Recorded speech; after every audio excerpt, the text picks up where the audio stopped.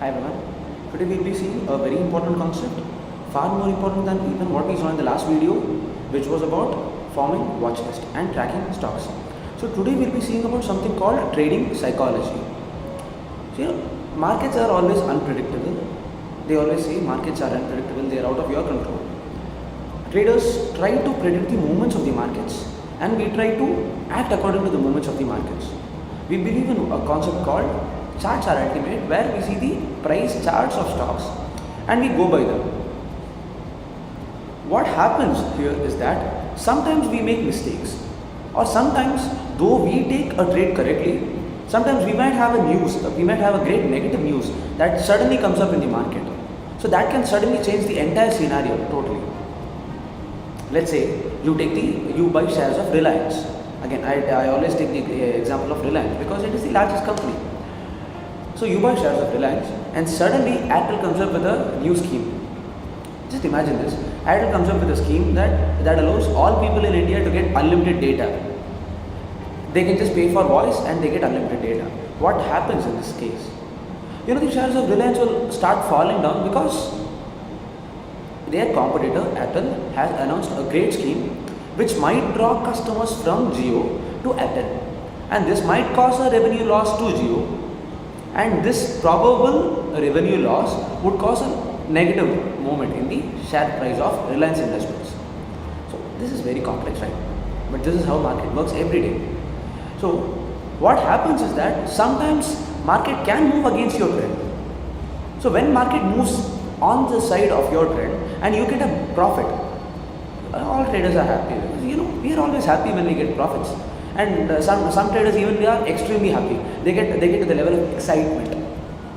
But when it comes to losses, people start losing their mind. You buy a stock falls by 10 rupees, people start losing their mind. People start getting afraid. Some people want to book their losses, they want to exit the stock, and some people want to average the stock. They want to buy the stock again and reduce the average buying price of that stock. Both of these things are signs of impatience. And patience is the first thing that is necessary for traders. Number one thing in trading psychology will be patience. So when you take a trade, carefully select a trade and carefully take the trade. Once you have taken the trade, believe in your system, believe in your trading system, believe in your trading methodology, believe in your study of the stock, believe in yourself. When you believe in yourself, you will believe in your study. And when you believe in your study, you won't be impatient. So the first thing is going to be patience. The second thing is going to be not having a stop loss.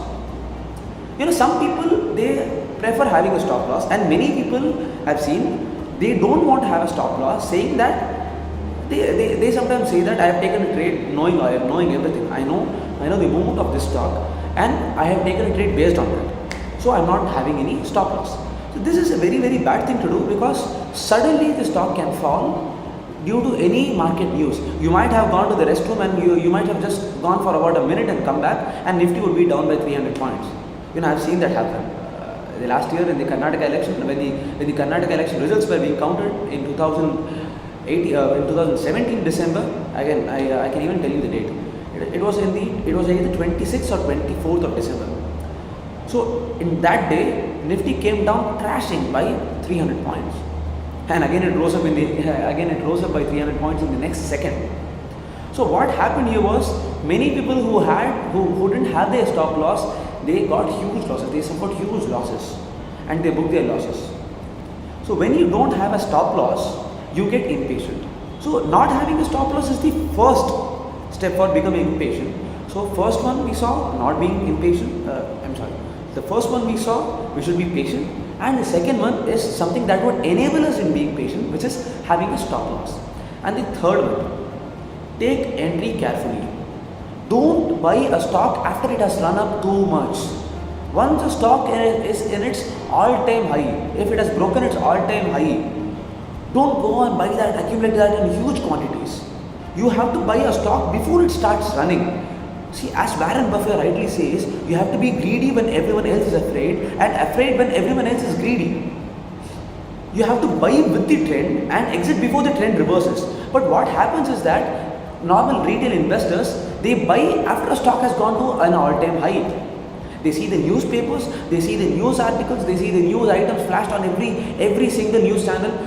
I don't want to name those news channels, but they see those news channels and they go to the stock and they buy that stock in lakhs and lakhs of quantities.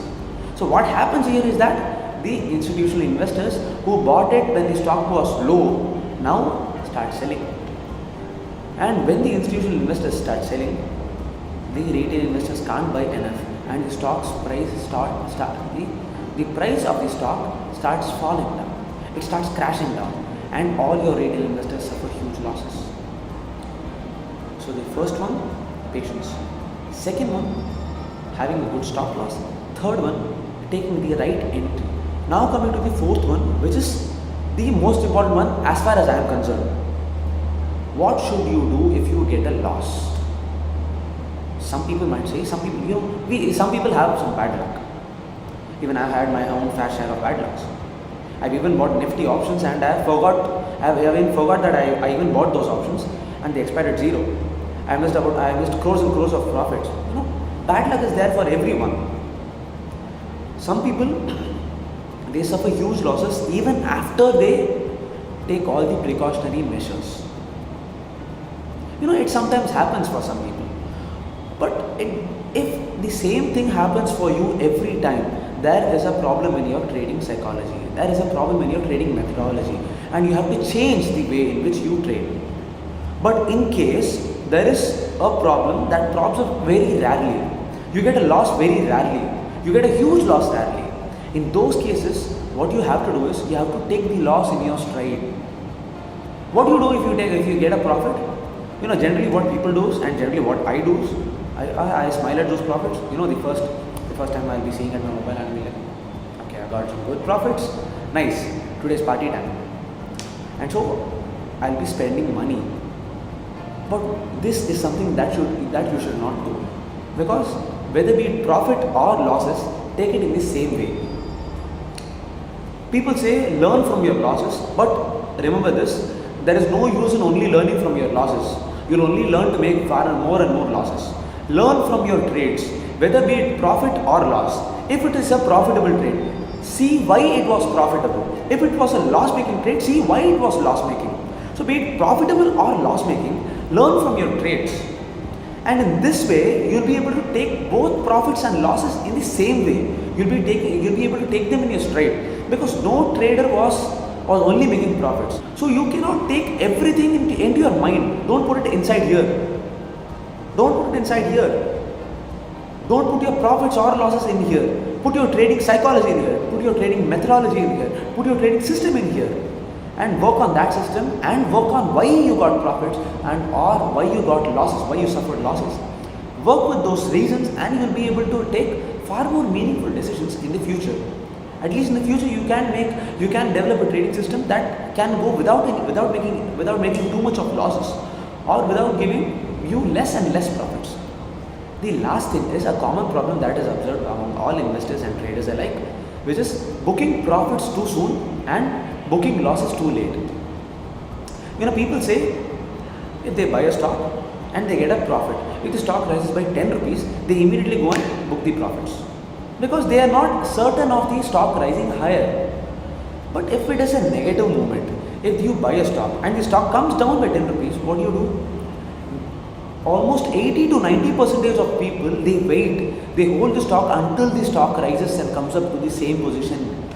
They wait until the stock comes to cost position and they square it off. This is something that you should not do, because you are giving more time for the stock to fall down. Book your losses soon, but don't book your profits soon. Extend your profits, trail your profits.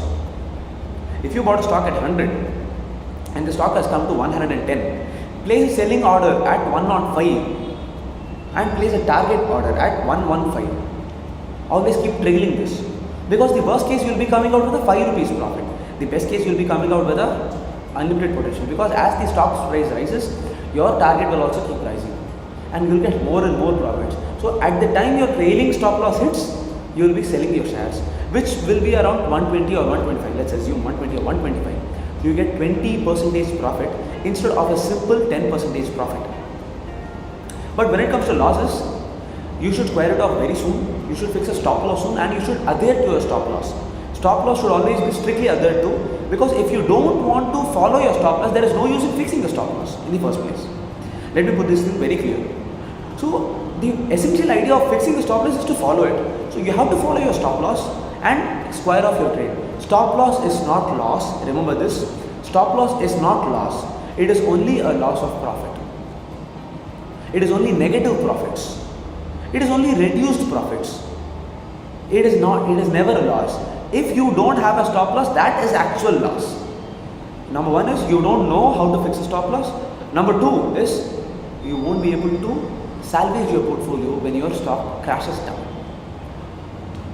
So with these basic ideas, we wind up today's session, and implementing these ideas will give you an edge in trading. It will give you an additional edge in trading, whether you trade regularly or whether you are a beginner, whether you haven't traded at all.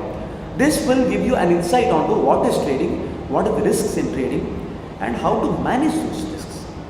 Thank you, and we'll meet on the next session of the Instagram Trader soon.